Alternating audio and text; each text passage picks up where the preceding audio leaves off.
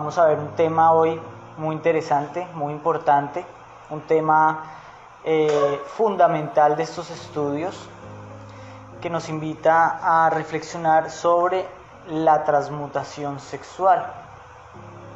Un tema que nos permite comprender el enfoque trascendente que podemos darle a la sexualidad, algo con lo que estamos todos comprometidos porque todos tenemos una naturaleza sexual.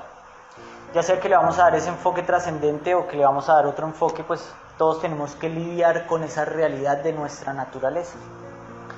Entonces, esta conferencia, pues además de mostrarnos ese enfoque trascendente, pues nos va a ilustrar las diferentes posibilidades que se abren frente a nosotros en relación al manejo de la sexualidad y cómo la sexualidad nos conduce a nosotros como seres humanos por distintos caminos. Adquirir este conocimiento pues pone sobre nosotros una gran responsabilidad de formarnos y de educarnos en relación a lo que vamos aprendiendo. Entonces vamos a hablar un poco de esto, sobre la transmutación, y pues empezamos preguntándonos sobre ese título: ¿qué es la transmutación? ¿A qué nos estamos refiriendo cuando usamos esta palabra poco usada en nuestro lenguaje cotidiano? ¿Qué creen ustedes que significa transmutación? Yo creo que significa cambiar. Cambiar. Efectivamente, pues la transmutación nos está hablando de una transformación, de un cambio. Pero no un cambio pasajero, sino un cambio profundo, radical, una conversión, una mutación total de los elementos y propiedades de algo. Con la transmutación, algo deja de ser lo que es y se convierte en otra cosa. Por la acción consciente de la transmutación, lo bruto, lo tosco, lo vulgar se transforma en algo noble, sutil y refinado. Estamos hablando no de un cambio inconsciente o un cambio accidental, sino un cambio consciente, un cambio que se realiza a través de la inteligencia, a través de la intención. Observemos, por ejemplo, el grano de trigo que pasa por el molino, que pasa por el horno y se convierte en pan. Ese grano ha sufrido una transformación radical, ya no es el mismo grano, pero todavía sigue siendo el grano de trigo. Observemos, por ejemplo, el proceso que lleva el combustible, el petróleo, siendo una sustancia viscosa, inútil, al ser refinada y al convertirse en el impulsor de las máquinas que nosotros utilizamos en muchos ámbitos. Un líquido que viene a ser peligroso, inflamable, difícil de manejar, pero con inteligencia y conciencia nos va a servir para impulsar un motor, y es lo que hoy en día, de alguna manera, lastimosamente está impulsando el mundo. Entonces tenemos esa posibilidad de transformar la naturaleza. El acto de la transmutación nos está hablando del dominio que el ser humano tiene sobre los elementos de la naturaleza. Ese beneficio que nos ha dado nuestra condición humana en relación a otros animales. Tenemos esa capacidad de la ciencia, de poner nuestra atención en las cosas y cambiar, si queremos, su funcionamiento, su realidad, para hacer algo superior. Entonces, cuando hablamos de transmutación, generalmente viene a nuestra mente estos sujetos que llamaban los alquimistas, que eran quienes transformaban un elemento químico a otro. Estos magos, estos filósofos de la Edad Media, misteriosos, que tenían unos instrumentos rarísimos, que tenían conocimientos poco usuales, confusos, para hacer eso que llamaban la transmutación. Estos personajes manejaban la alquimia, que era una ciencia no solamente ordinaria de química, de cambiar elementos, sino era una ciencia de conversión milagrosa, mágica, prodigiosa. El alquimista era un mago, no era simplemente un boticario que hacía remedios, sino era un mago que tenía un objetivo ambicioso. ¿Cuál era ese objetivo? Transformar el plomo en oro. Y este prodigio pues no lo lograba con un conocimiento ordinario, sino a través de un trabajo esotérico, místico, oculto, secreto.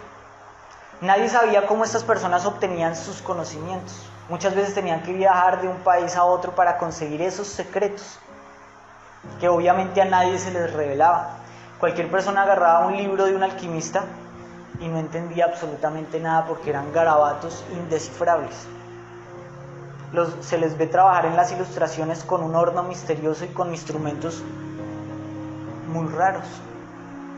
Y se sabe que eran poseedores de la piedra filosofal, ese secreto, esos elementos para poder lograr esa transformación del plomo, que es un material burdo, sin precio, vulgar, en el oro, que viene a ser el metal más precioso, incorruptible, brillante, que utilizamos para las joyas precisamente por sus propiedades.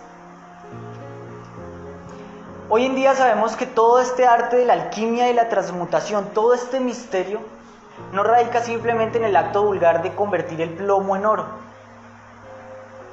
sino en algo mucho más allá, y en algo que está relacionado con cada uno de nosotros. Esta enseñanza pues nos está diciendo que el verdadero secreto de esta alquimia era algo que debía ocurrir en el interior del ser humano,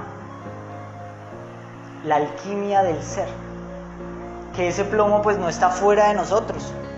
Ese plomo es el hombre natural, el hombre que viene acá al mundo sin ninguna preparación, el hombre que viene siendo ordinario por naturaleza, agresivo, violento, envidioso, egoísta, instintivo, inclinado a la guerra, inclinado a quitarle a los demás, así tenga lo necesario, porque esa es parte de la naturaleza humana, como lo es del gato maullar y como lo es del perro ladrar.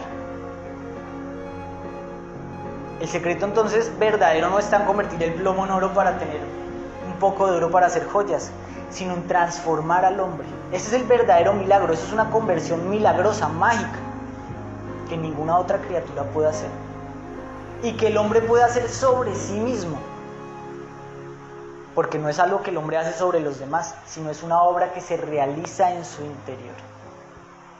Así pues, esta alquimia nos invita a producir una transformación en toda la naturaleza humana, empezando obviamente por la psicología, la mente, que es el motor de todos nuestros actos, el resorte secreto de nuestras acciones. Todo lo que aprendemos en otras conferencias no es otra cosa que alquimia mental. Transformar nuestras cualidades brutas de nacimiento, de cultura, en algo humano, en algo superior. Esa es la piedra filosofal, o uno de los aspectos de la piedra filosofal. Tenemos en nuestro interior todos los elementos para hacer una obra alquímica, que en estos estudios se llama la gran obra, precisamente porque no es una obra que se puede realizar en 1 o 2 días. Muchas veces puede tomarnos una o varias existencias. Se sabe que es una obra titánica, colosal, pero en nuestro interior se encuentra tanto la piedra filosofal como todos los instrumentos y todos los secretos para realizar esa obra, ya sea a corto, mediano o largo plazo. Está en cada quien meterse en ese laboratorio, que es su propio cuerpo, su propia alma, su propio espíritu.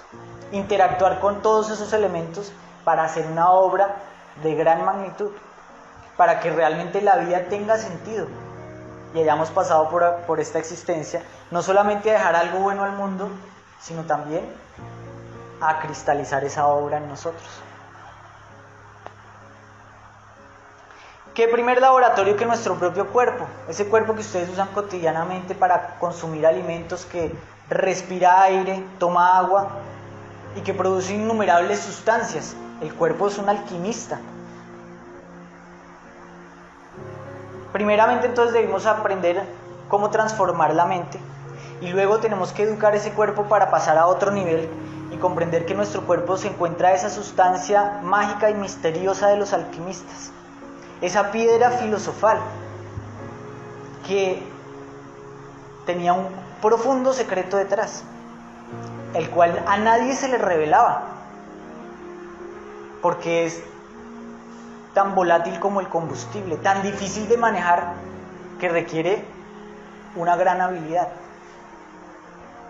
El secreto de esa piedra filosofal pues estuvo contenido en muchos libros y tratados de alquimia, bajo muchos nombres, puesto frente a las narices de las personas que no podían llegar a descifrar ese secreto. Y está más cerca de lo que nosotros pensamos. Ese secreto y esa piedra filosofal se encuentra en la simiente, en la energía creadora sexual. Una sustancia maravillosa que produce nuestro cuerpo, que sirve de vehículo a una energía con propiedades extraordinarias, maravillosas, y que todo el tiempo está actuando en nosotros. Una energía que es vital, porque nos da energía, nos da estímulo. Sin que nosotros nos demos cuenta, nos lleva a hacer cosas. La gran mayoría de los actos humanos son las expresiones de su actividad sexual. Por eso decimos que es influyente. Influye en todos nuestros procesos de vida, biológicos también. Las hormonas están relacionadas con esta energía. La palabra hormona quiere decir ansia de ser. Es lo que nos da esa ansia de hacer cosas, de existir, de buscar un sentido en la vida. Observemos la rebeldía del adolescente,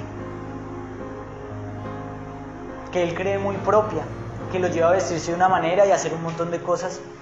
No es otra cosa que la efervescencia de su energía sexual. Observemos cómo cambia la voz, cómo la mujer le cambia el deseo de jugar con una muñeca y empezar a pintarse, cómo le cambia su cuerpo,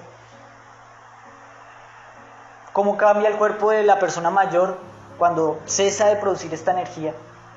Y vemos que esta energía está en todos nuestros procesos de vida, influyendo secretamente. Esta energía es impetuosa, es dominante. Sabemos que a los animales muchas veces se les castra para poder domar ese brillo que tienen, porque ese brillo sale de esta energía que es descontrolada, es como el combustible, inflamable, difícil de controlar. Esta energía ha hecho caer a santos de la escalera que va hacia el ser. Es el talón de Aquiles. Es lo que hace que muchas personas se embriaguen y terminen en el abismo, pierdan sus hogares, porque puede ser vista como una droga que en descontrol nos lleva para abajo. Y también es conductora de las corrientes de la vida. Todos tenemos en la semilla la fuente de la creación, la energía que nos permite crear, que no solamente se manifiesta en la creación de la reproducción, sino en todos nuestros procesos vitales que se pueden manifestar en la creación de una obra de arte, en la inspiración y en muchos otros procesos intelectuales. Así pues, todos somos productores de esta energía, que en su naturaleza esencial es neutral. Puede llevar a una persona a un estado sublime de espiritualidad, o la puede llevar a un abismo, dependiendo del uso que le dé. Es ahí donde nosotros debemos ver la responsabilidad de lidiar con esta energía, porque según el uso que le demos nos conducirá a experiencias, a destinos y a obtener resultados muy diferentes, según la manera como usemos y enfoquemos la sexualidad. La mayoría de personas creen que conducen la sexualidad porque dicen: a mí me gusta esto, me gusta aquello, yo puedo hacer esto, cuando en realidad es la sexualidad la que los conduce.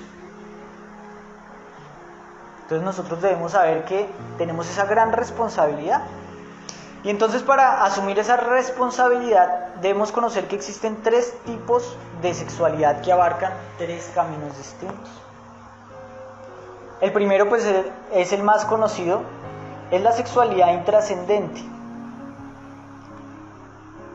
La sexualidad que nos ofrece nuestra cultura, el común denominador de nuestra sociedad, la que nos lleva a través de los medios de comunicación, de nuestros familiares, inclusive de nuestras escuelas, donde nos enseñan cómo manejar la sexualidad. Una sexualidad que se puede catalogar como inferior, porque no exige nada de nosotros, no exige ningún cambio, ningún trabajo de superación. Es una sexualidad limitada a la experiencia sensual, limitada a lo material, desconectada del crecimiento interior del ser humano.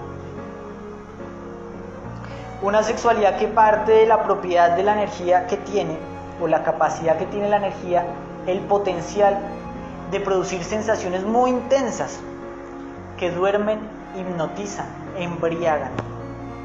Una persona que está bajo la excitación sexual es otra, como cuando está embriagada. Su mente no funciona correctamente, a menos de que tenga una manera de lograr la no identificación, el discernimiento, en medio de la influencia de esa fuerte energía, que al hipnotizarnos nos puede llevar a la afición y a la dependencia de muchas experiencias, y a que nuestra mente se centre en lograr esas experiencias, en consumir un montón de cosas para estimular esas experiencias, como la pornografía, como la morbosidad.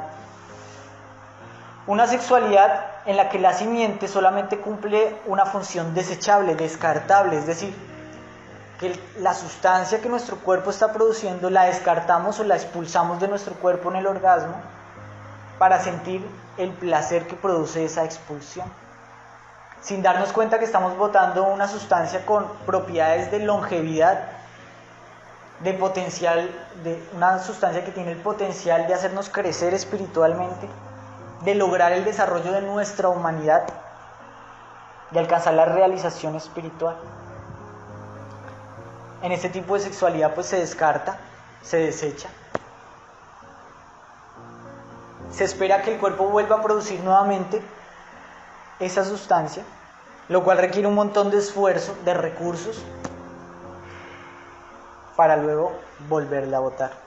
Esta pues es una sexualidad que no exige ningún valor ni el respeto por las leyes primarias de la naturaleza.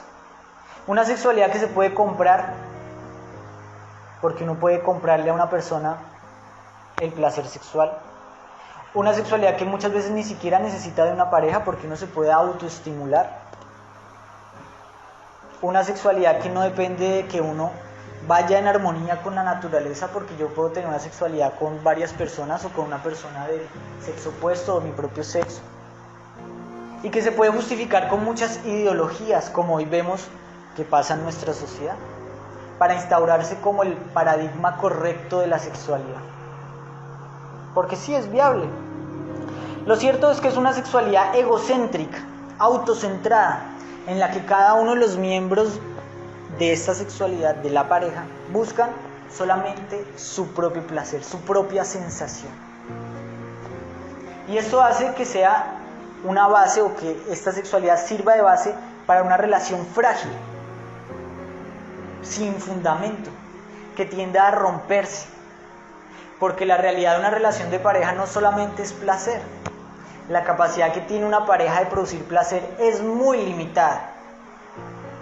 Conviva con ella, sortee las dificultades de la vida, nos vamos a dar cuenta que se requiere mucho más que buenas intenciones. Cuando viene el primer problema, la primera discusión, cuando la pareja se levanta sin maquillaje y ya la ves, ya no es un objeto de placer, pues entonces esa relación se rompe. O cuando la persona ya no tiene el dinero para satisfacer los placeres materiales o sentimentales, se viene abajo todo. Por eso es una sexualidad pasajera, que se está instaurando en nuestra sociedad como el patrón. Nadie quiere tener un vínculo estable, tal vez no porque no lo quieran tener, porque no lo pueden tener, no tienen con qué, porque para tener una relación real se requiere valores, desarrollo humano, que es lo que no se logra a través de esta sexualidad. Y por eso la llamamos inferior, vulgar. Vulgar porque cualquiera puede tenerla, el vulgo. No es una sexualidad noble, no es una sexualidad elevada, no es una sexualidad exigente. Además de eso, pues entonces vemos que la energía sexual utilizada de esta manera genera un efecto residual en nuestro ser. Deja una cicatriz, deja una huella. Afecta la mente y conduce al desarrollo de los yoes de lujuria. Porque para experimentar una y otra vez el placer necesitamos estimularnos. Y para eso necesitamos desarrollar un montón de impresiones, percibir imágenes, consumir lo que en esta sociedad pues abunda por todo lado. Y todo eso se va grabando en nuestra mente como una biblioteca de información que va dejando un impacto, que va condicionando nuestras preferencias, nuestros gustos, nuestros sentimientos. Una persona que tiene en la mente grabada todas estas cosas ya no puede reaccionar a la realidad. Entonces, todo esto deja una huella en el hombre. En vez de llevarlo a crecer, lo lleva a decrecer, a desarrollar sus instintos, sus apetitos. La lujuria condiciona todas nuestras respuestas y nos lleva al desarrollo de los antivalores. No solo no nos ayuda a crecer, sino nos lleva a decrecer. Porque cuando nuestra pareja no nos satisface, la despreciamos, sentimos hasta odio hacia ella, y cualquiera que venga a ofrecernos algo mejor, pues viene a ser el gancho que nos saca de una relación. Y a esto es a lo que nosotros llamamos el degeneramiento. Procesos que estudiamos y que tratamos de trabajar a través del estudio de los yoes de lujuria. Todos hemos caído en este proceso que es el común denominador o lo que nuestra sociedad nos ha enseñado, pero todos podemos salir de allí. Esa es la buena noticia. El trabajo interior nos ofrece las herramientas para que nosotros nos regeneremos, desarrollemos la sensibilidad y participemos de otra clase de sexualidad. Por encima de esta sexualidad o del manejo que le podemos dar a nuestra energía con este enfoque, pues vamos a encontrar lo que llamamos la sexualidad natural. Una sexualidad que va a cumplir la función orgánica y biológica de la energía creadora sexual. ¿Cuál es esa función? Tener descendencia. Reproducirse. Es una sexualidad enfocada a la reproducción y que nos va a llevar a cumplir un rol familiar y el rol del hogar. Este tipo de sexualidad ya es un poco más exigente si queremos tener éxito, porque para reproducirse no hay historia, cualquiera lo puede hacer, pero para que el hogar tenga éxito tiene que haber necesariamente un desarrollo, porque tener hijos exige tener abnegación, responsabilidad, tolerancia, respeto, trabajo interior, de alguna u otra manera. No puede haber un hogar con éxito si no hay un desarrollo, si no hay unos pequeños valores, así sean enfocados a un rol terrenal. Y entonces ahora comprenden que esta era la función del matrimonio, de realizar un acto en el que las dos personas se comprometían al desarrollo de esos valores, a unirse, acompañarse y apoyarse en ese rol terrenal a través de un conocimiento de autodesarrollo. Sin embargo, por más éxito que pueda tener nuestra familia, esto no deja de ser parte del samsara, no deja de ser parte de la ilusión, y que sí nos puede llevar a un desarrollo, a unos aprendizajes, pero no nos va a llevar al alcance de los máximos potenciales que nuestro ser tiene por alcanzar. Nos puede llevar a dormirnos en una vida creyendo que nuestra familia lo es todo, y a sumergirnos muchas veces en los apegos y todos los dramas de la familia, cuando no comprendemos realmente cuál es el papel de los familiares desde una perspectiva espiritual, en la cual todos somos hermanos que venimos a cooperarnos y aprender mutuamente. Por encima de este enfoque entonces vamos a encontrar la sexualidad mística o trascendente, en la que pues está el matrimonio místico o esotérico. Esotérico quiere decir secreto, oculto, interior. Un matrimonio que se da entre personas que reconocen que la vida tiene algo más, que la vida no solamente son los placeres sensuales, que de hecho seguramente experimentaron el placer sensual y algunas de sus variaciones y descubrieron que allí no solamente no había lo que buscaban, sino que ahí residía un peligro tremendo. Este es el matrimonio que asumen personas que tienen la convicción de que la vida es una escuela de desarrollo espiritual, un lapso, un tiempo que se nos ha dado, un tiempo realmente corto, que tenemos que aprovechar. porque lo único que nos vamos a llevar de esta vida es ese desarrollo.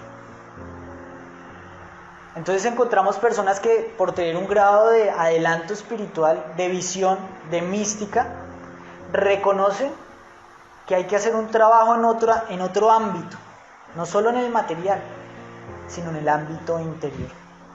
Y estas personas entonces enfocan su relación al alcance de esa gran obra alquímica, viviendo de una manera muy diferente a como vive la persona que vive con un rol reproductivo familiar y a como vive el hombre vulgar e intrascendente, el hombre que tiene una sexualidad inferior.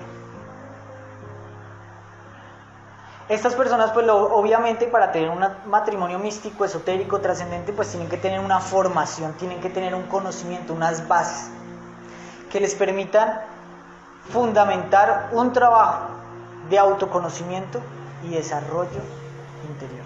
Porque en eso se basa el matrimonio místico o esotérico.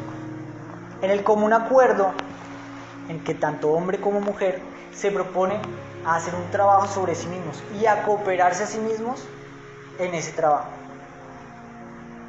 Porque ambos deben trabajar, esto es como un viaje. Imagínense que ustedes van de viaje con su pareja a la cima de una montaña. Lo importante del viaje es que vayan juntos y uno le ayuda a pasar el otro el río y se den la mano y hagan una pausa para comer. Pero ¿qué pasa si el hombre va más rápido y la mujer se queda por allá abajo en la montaña? Entonces realmente no van juntos. Por eso debe haber un trabajo mutuo. Y eso es en lo que se basa el matrimonio alquímico, trascendente, esotérico. Que parte de este primer trabajo que hemos mencionado en muchas otras conferencias, que es el trabajo sobre nuestros defectos. La sexualidad trascendente entonces nos exige, nos inculca adquirir un compromiso con un profundo trabajo de purificación que debemos realizar, que parte con el estudio de los yoes de lujuria y que simbólicamente está representando matar esa medusa que tiene muchas serpientes en su cabeza, que son los diferentes yoes, donde está contenida nuestra potencia sexual, nuestros afectos y la capacidad de realmente de lograr la base de este enfoque, que es ahorrar la energía sexual, no botarla, canalizarla. No vamos a poder empezar esta obra si no partimos de esta piedra angular, porque esto es como hacer una sopa. ¿Qué es lo más importante para hacer una sopa? ¿Quién sabe? Pero ¿qué no puede faltar para hacer una sopa? El agua. El agua. ¿Sí o no? Pueden hacer una sopa de guisantes, pueden hacer una sopa de pollo, pueden hacerla de muchas cosas. Pero si no tiene agua no es una sopa. ¿Y qué pasa si esa agua está podrida? No importa de qué la hagan, esa sopa no se puede tomar. ¿Cierto? Sí. Así pues es este trabajo. Si no se parte de esa piedra angular de que hay que hacer un trabajo sobre los yoes de lujuria, entonces no hay cómo proseguir. Ya entonces comprenderán por qué este conocimiento era secreto. Porque las personas que iban a recibir este conocimiento primero les decían limpie el agua y cuando la tenga le voy a decir cómo hacer la sopa.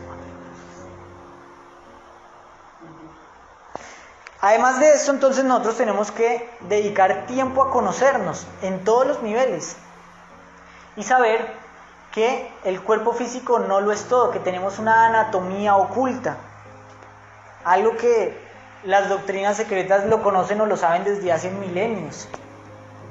Que el cuerpo no solamente es carne y hueso, sino que en su interior hay conductos, nervios, lo que en Oriente llamaban los nadis, centros, ruedas, chakras,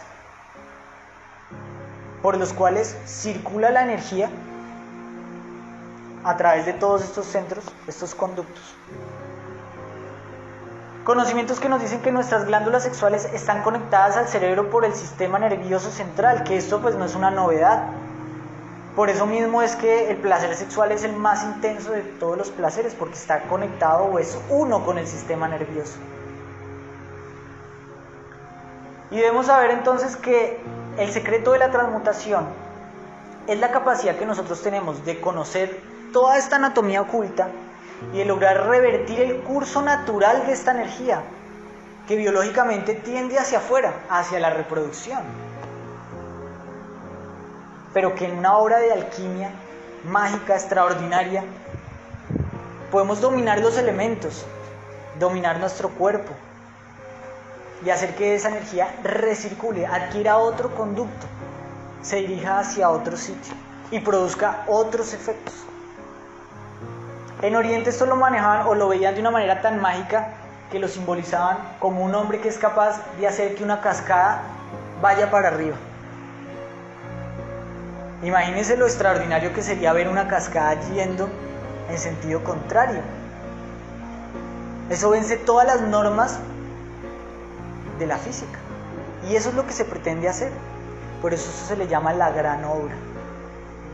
Comprendiendo entonces que existen estos conductos y la posibilidad de revertir esa energía, pues nosotros debemos saber que si nos educamos podremos hacer subir esa energía hacia el interior y que por el sistema nervioso central sea canalizada por todo el organismo y que también active los diferentes centros, ruedas o chakras con diferentes propiedades que se encuentran a lo largo de la médula espinal. Esta energía en actividad pues va a despertar facultades, fuerzas, vitalidad y una energía que reposa dormida en la base de la columna vertebral, que también se llama la Kundalini, que preferiblemente muchas veces se dice que debe estar dormida en la persona que no tiene un adelanto espiritual. Porque ¿qué pasa si el caballo es más brioso que el jinete? Es peligroso, ¿cierto? Lo fundamental es que el jinete sea más fuerte que el caballo, que no sea el caballo más brioso. Y por eso volvemos al punto de partida. Si uno tiene un dominio sobre sí mismo y sobre su sexualidad, entonces esta energía despertará para nuestro bien y para nuestro adelanto y realización espiritual.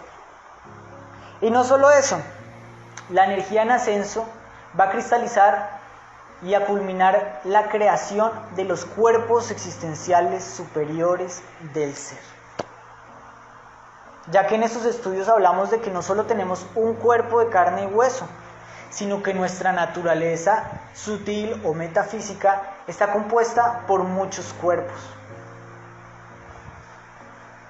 Que lo que ustedes están haciendo en este momento al existir es una obra maravillosa de la naturaleza, porque no solamente son un bulto de carne y hueso, sino un cuerpo mental que está pensando en este momento, que está conectado con un cuerpo emocional, que está conectado con un cuerpo vital que está manteniendo la vitalidad y la circulación de toda la energía por nuestro organismo, y a la vez está conectado con un espíritu o conciencia que les puede estar trayendo en este momento revelaciones de los mundos superiores.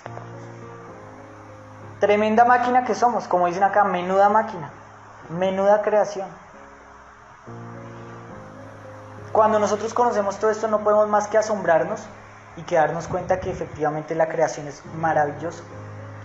Con la transmutación sexual entonces vamos a lograr la cristalización del alma, que está compuesta por esos primeros 5 cuerpos de los que vamos a hablar más adelante en otra conferencia, creo que es la próxima.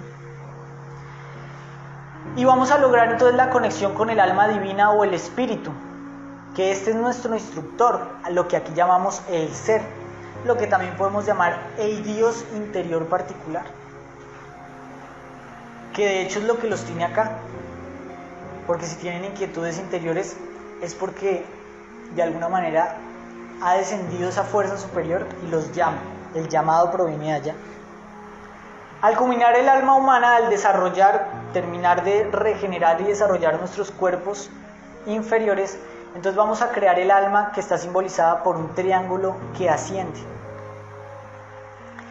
Y esa ascensión va a conectar el alma humana con el alma divina, que está simbolizada con un triángulo que desciende, formando así la estrella de David, que se pone en la punta del árbol de Navidad. Ese árbol de Navidad no es nada menos que el sistema nervioso central, el ser, el hombre mismo. Y esto va a dar lugar al máximo acontecimiento espiritual o la máxima realización espiritual, que es la encarnación del Cristo íntimo. Que nazca en nosotros ese pequeño niño que simbólicamente nació en un pesebre hace 2000 tantos años, pero que no nació ahí simplemente para hacer parte de la historia o dividir la historia en dos, sino para ser un mensaje del evento extraordinario que puede ocurrir en el interior de todos los seres humanos, lograr la encarnación del Cristo íntimo, que más adelante se desarrollará y se expresará como un maestro, tal como lo fue Jesús, como lo fue Buda, como lo fue Hermes, como lo fue Lao Tse, que al expresarse en el mundo dejaron una obra, muchas veces en pequeñas palabras, que contienen todo el mensaje de este camino. Entonces, hoy tenemos la gran fortuna de tener estos conocimientos que antes eran secretos. Y esto pues nos lleva a hacernos otra pregunta. Entonces, esta enseñanza es una novedad, yo no sabía nada de esto, muchas veces decimos. Como lo mencioné ahora, no, este conocimiento ha estado en la humanidad desde hace miles de años.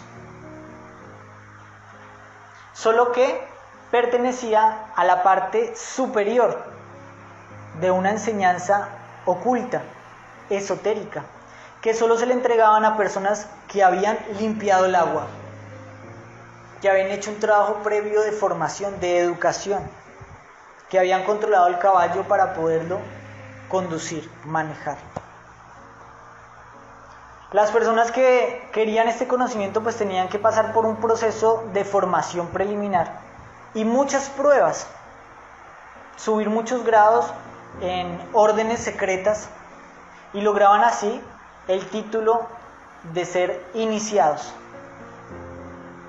El iniciado no era simplemente una persona a la cual se le daba una mención o una medalla, como lo hace hoy en día con el rey que tiene un montón de medallas, pero que eso realmente es como una marca adornando un saco.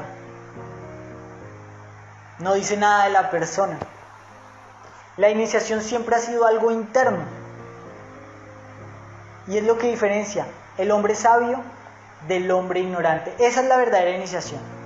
Una persona que se pone medallas y con decoraciones esotéricas, o que se pone un traje de iniciado o un anillo de una orden X o Y, eso es simplemente muchas veces un disfraz. El verdadero iniciado es el que es sabio y el no iniciado es el que es ignorante. El iniciado es una persona capaz por la sabiduría que tiene. El ignorante es una persona incapaz por la sabiduría que aún no tiene. Esa es la verdadera iniciación. Es decir, que el conocimiento de los iniciados lo tenemos ahora, pero eso no nos hace iniciados. Tenemos que iniciarnos. Se nos enseña de pronto la teoría para conducir una bicicleta, pero hay que subirse en la bicicleta y muchas veces caer y rasparse las rodillas hasta que aprendamos a manejar la bicicleta. Así pues, este conocimiento es tan antiguo como la humanidad siempre ha estado, pero siempre ha manejado en secreto y se transmitía a través de un lenguaje oculto, un lenguaje que muchas veces estaba contenido en obras de arte, en lo que llamamos la literatura iniciática, narraciones, poesías, historias que se desarrollaban con personajes donde estaba oculto todo el misterio de la transmutación y de la gran obra en general, no solo de la transmutación, porque recordemos, la transmutación es una parte de la gran obra, pero no es toda la gran obra. Cuando uno mira, por ejemplo, los evangelios, encuentra ahí secretos de la transmutación, la conversión del agua en vino, entre muchas otras que ya hablaremos si tenemos la oportunidad. La vida misma de Jesús es una narración iniciática que podemos ver a letra muerta o como un suceso histórico, o podemos ver como el camino de desarrollo espiritual que está frente a cada uno de nosotros para convertirnos en ese Cristo. E incluso estos secretos estaban contenidos en obras arquitectónicas, porque fueron tan osados los alquimistas de la Edad Media que construyeron catedrales góticas que son la réplica del cuerpo humano y de todos los secretos alquímicos están ahí en símbolos. Construcciones enormes y colosales que la gente va y visita sin saber qué significan todos los símbolos que hay allí, sin cuestionarlos, sin observarlos. Se toman fotos allí y acá, pero no saben qué significa todo eso. ¿Por qué pues esto se nos revela ahora? ¿Por qué no antes? ¿Qué creen ustedes? Porque hoy en día esto se enseña públicamente así, mire, tómelo, aprovéchelo si quiere. Algo que en otro momento se considera una herejía, le pudieran uno cortar la cabeza. Por el caos que hay en el... ¿no? Claro, ese es uno de los factores. Pues si antes no se nos entregaba esto era porque el conocimiento de la sexualidad era más un motivo de escándalo en una sociedad diferente a la actual. Podía representar un peligro tremendo en una sociedad que tenía otras pautas morales a las actuales. Hoy en día encontramos una sociedad completamente degenerada, donde los niños están recibiendo pornografía a través de teléfonos que tienen prematuramente, ni siquiera saben hablar y ya tienen un móvil. Entonces es más peligroso no tener este conocimiento que tenerlo, porque este conocimiento se nos presenta como una vía de regeneración, para que sepamos qué es el sexo, cuáles son sus potenciales y cómo podemos empezar a educarnos en relación a la sexualidad. Por eso se entrega hoy públicamente y se cumple lo que el maestro decía: no hay nada oculto que no haya de salir a la luz y todo se ha de saber algún día. Tenemos hoy en día el nivel intelectual para comprender y tenemos la capacidad para escoger un camino que hoy en día se nos da a escoger, porque esto no era como antes, que se nos hablaban parábolas y nos decían las cosas secretamente y así como difícilmente de entender, sino hoy en día nos dicen: hoy es su definición, y si usted escoge el camino derecho, pues se va para un lado, para arriba, y si escoge el camino izquierdo, se va para abajo. Hoy estamos frente a la separación del trigo y de la cizaña, y ya las personas no son malas por ingenuidad, sino que saben que están siendo malas. Y las personas que quieren no ser malas saben qué es lo que tienen que hacer para no ser malas. Tienen que hacer un trabajo y esforzarse, o se los arrastra al mar. Estamos ante ese momento extraordinario, y sabiéndolo también, pues no podemos ser ingenuos, y aunque esto haya salido públicamente, debemos tener mucho cuidado, porque existen falsos conocimientos sexuales. No todo lo que brilla es oro.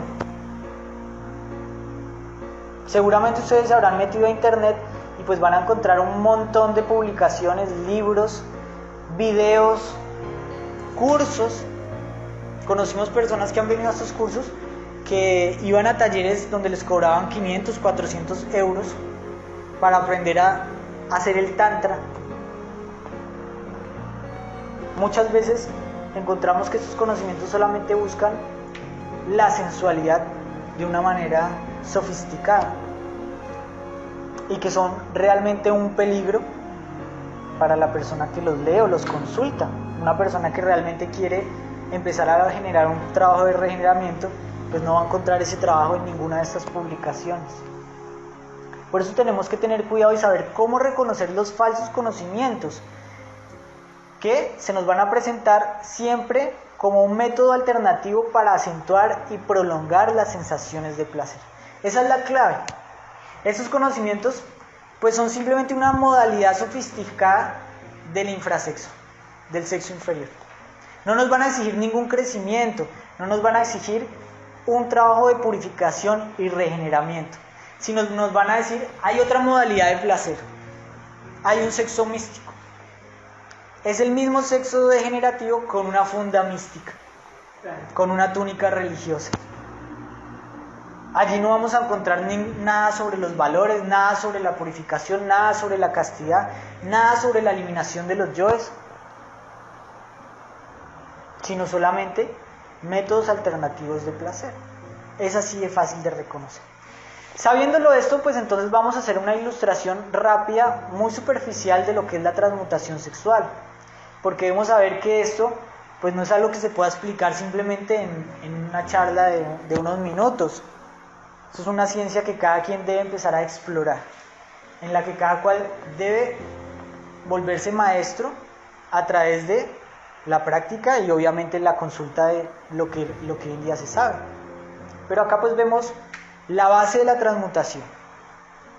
La transmutación como tal debemos verla como una práctica, no como el acto sexual que generalmente lo enfocamos como algo ocasional, algo que me dio ganas, algo que ocurrió, sino algo que se realiza conscientemente con un propósito y que requiere de esa conciencia para que nosotros podamos sortear lo que es subirse en el toro y que el toro no lo tumbe, porque esto es prácticamente hacer rodeo.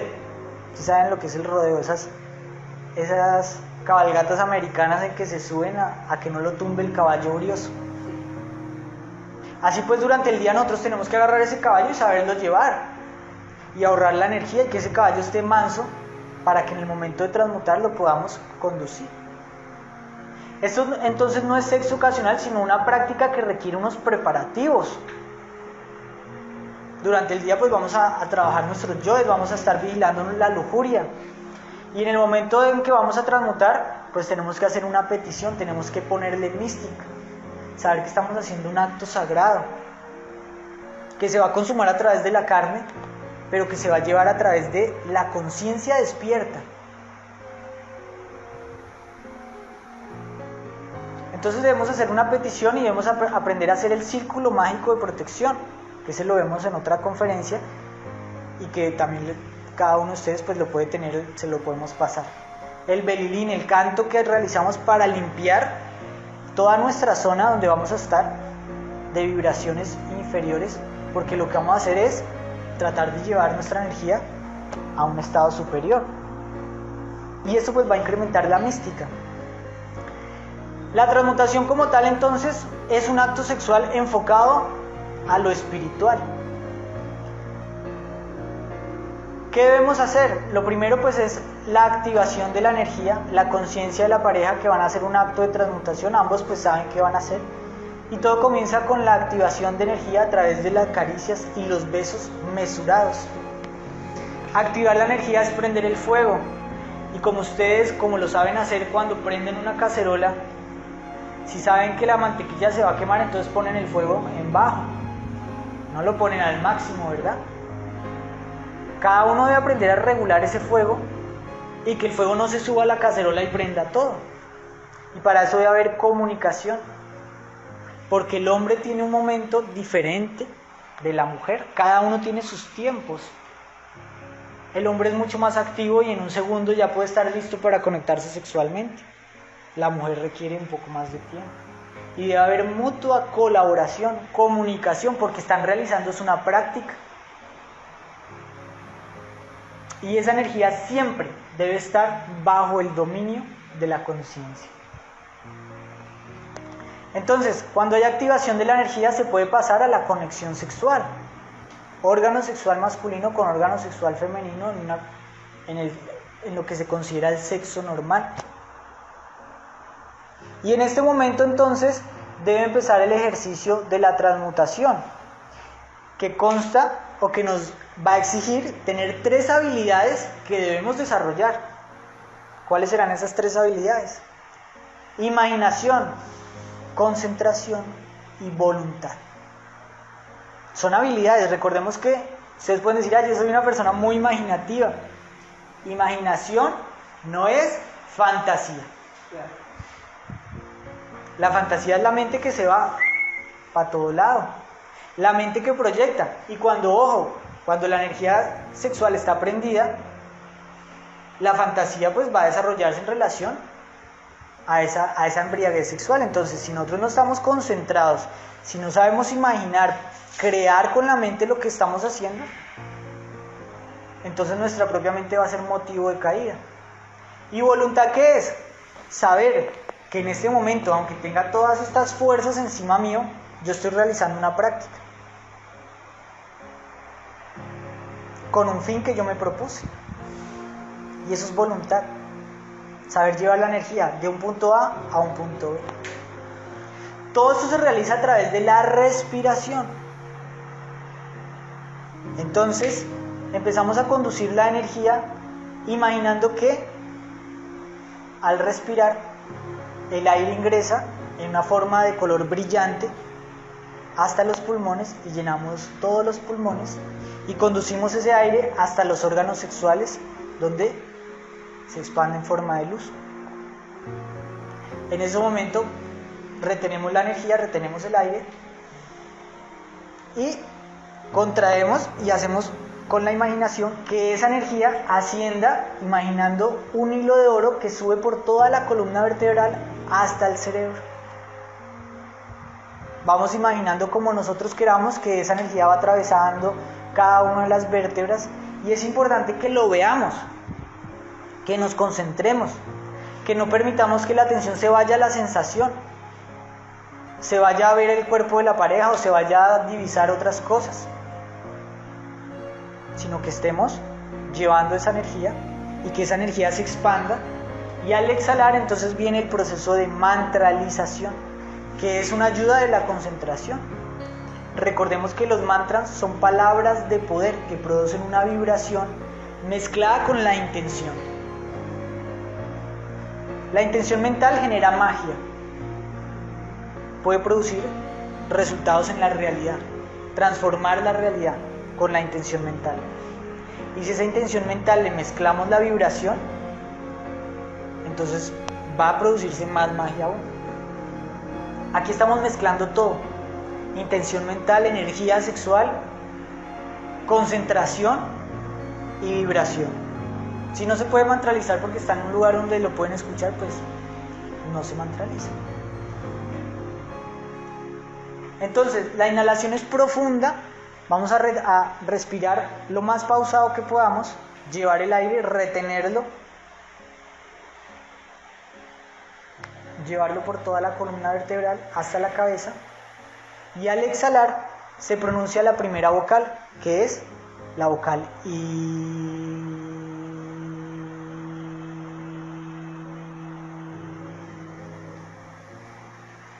Luego volvemos a inhalar, llenarnos todo de aire, imaginar que va hasta los órganos sexuales, sube por la columna vertebral, llena el cerebro, pronunciamos la segunda vocal.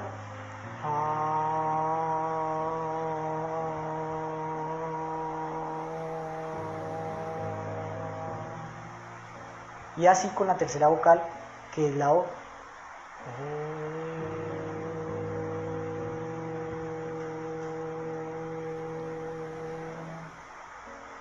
El enfoque de esta práctica pues es completamente diferente al sexo que consideramos normal, al sexo que nos han enseñado. La energía pues siempre debe estar activa y eso lo debemos regular con movimientos, siempre teniendo en cuenta que la energía debe estar bajo control, y que si estamos conscientes, la conciencia nos va a decir: deténgase, no se mueva más, y vamos conociendo nuestro propio cuerpo y cómo va funcionando y aprendemos a mantenerlo bajo control.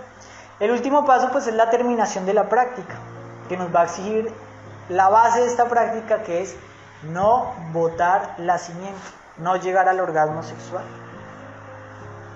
La práctica puede durar cuanto tiempo uno la pueda prolongar, siempre siendo prudente, pero debe terminar sin sentir que se va a explotar, sin sentir que se le va a salir la simiente. Siempre va a haber un control, siempre va a haber la capacidad de salirse, y en ese momento, si sigue habiendo potencia sexual, se deja descansar la energía, se puede uno acostar de cúbito dorsal mirando para arriba y respirar hasta que la energía descienda, y entonces la práctica termina. ¿Qué preguntas tienen hasta ahí? ¿Se entendió? La teoría es muy sencilla, ¿sí? Recordemos que esto tiene unas recomendaciones, que son muchas. La práctica debe hacerse una sola vez cada 24 horas. No se debe practicar en moteles, en hoteles, en lugares de visita, sino en un lugar privado, íntimo, donde está siempre la pareja, en la habitación de la pareja. No se deben utilizar anticonceptivos, así que tenemos que ser muy conscientes del manejo de nuestra energía. Nuestra Madre Divina se encarga del proceso de la reproducción y la ley también. Y si nosotros estamos haciendo un trabajo consciente, no tenemos por qué tener ningún problema con un hijo no deseado. Recomendaciones: también debemos tener en cuenta que hay ciertos alimentos que van a alterar nuestra energía sexual. No debemos comer carne de cerdo. Y si tenemos mucha potencia sexual, pues debemos regular el consumo de otras carnes. Aprender a alimentarnos más sanamente. No se debe practicar ni en embarazo ni en lactancia. No se debe practicar en la menstruación. Hay que respetar los 7 días de la menstruación. Hay que tener mucho sentido común. Debemos siempre estar en una mutua cooperación, porque eso es un trabajo. Siempre debe haber comunicación. Debe haber prudencia, paciencia y perseverancia, las 3 P's. Prudencia, que no es miedo, porque si hay miedo hay obsesión. Porque uno siempre va a estar bajo el riesgo de perder la energía, pero si es prudente, siempre va a saber manejarlo adecuadamente. Paciencia, porque a veces las cosas no salen como uno quiere, porque no estamos haciendo una obra simple, estamos haciendo que una cascada se invierta. Así que hay que educar al cuerpo, hay que tener mucha paciencia y hay que perseverar. Si somos personas muy sensibles, entonces tenemos que aprender a poner toda nuestra creatividad, a manejarlo con movimientos suaves, hasta que vamos aprendiendo a tener un dominio sobre la energía. Inclusive, con el simple hecho de que haya contacto sexual, ya se puede transmutar. Se puede uno no mover, pero obviamente tiene que haber potencia sexual.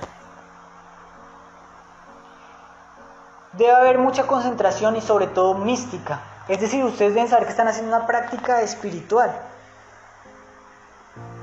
Porque si no hay suficiente mística, la embriaguez de la carne hace que uno vea el acto como una cuestión material, como un placer físico que en ese momento está ocurriendo. Porque está uno experimentando la sensación del cuerpo, pero solamente va a poder trascender esa sensación si no hay identificación.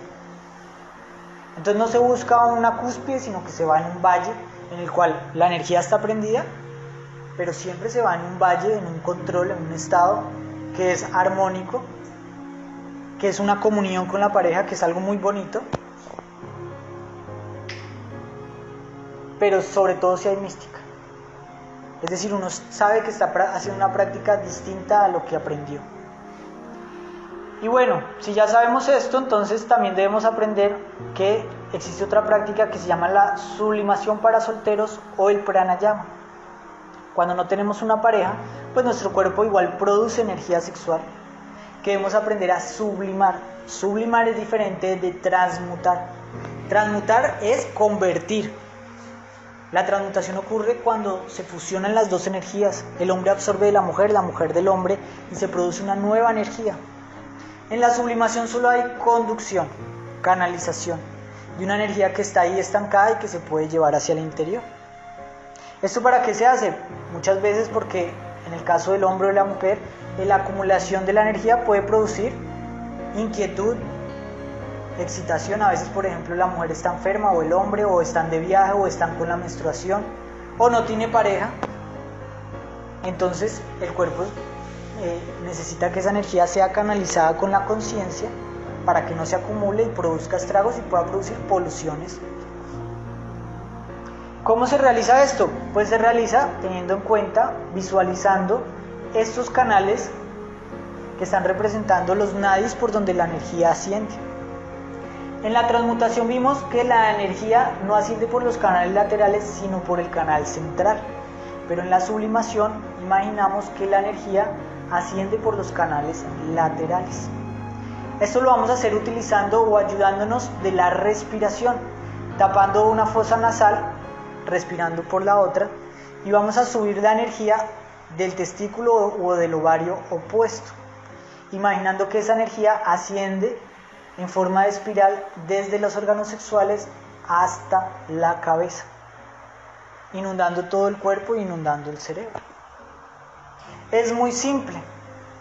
Si yo me tapo la fosa nasal izquierda, imagino que el testículo izquierdo, el mismo testículo relacionado con la fosa nasal que me estoy tapando, de ahí va a salir la energía que voy a aspirar por la fosa nasal opuesta.